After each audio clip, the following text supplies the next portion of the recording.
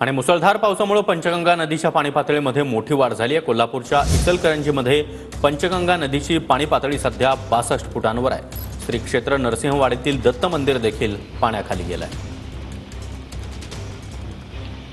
कोल्हापूर महाराष्ट्र राज्यामध्ये गेल्या 2 दिवसापासून मुसळधार पाऊस पडत आहे। आपण जर एका बाजूला बघितलं तर हवामान खात्याने सांगितलं गेल्या येणाऱ्या 6 नंतर अतिमुसळधार पाऊस कर्नाटक, महाराष्ट्र आदी भागामध्ये पडणार आहे। आपण जर बघितलं तर हवामान खात्याचं तंतोतंत खरं ठरत आहे। 6 नंतर अतिमुसळधार पाऊस पडायला आहे। आपण जर बघितलं तर इचलकरंजी कर्नाटकला जो जोडणारा बारका पूल आहे त्या पुलावरून पाणी वाहू लागलेलं आहे। वाहतुकीसाठी पूल बंद करण्यात आलाय। इचलकरंजीतील जे आजूबाजू शेतीमध्ये पुराचं पाणी घुसलेलं आहे, जे नदी काठच्या आजूबाजूला गणपती मंदिर आहे, तिथलं महादेव मंदिर आहे, संपूर्ण पाण्याखाली गेलं आहे। इथली स्मशानभूमी पाण्याखाली गेली आहे। आपण जर बघितलं तर नरसिंहवाडीमध्ये काल दक्षिणदार सोहळा पार पडलाय।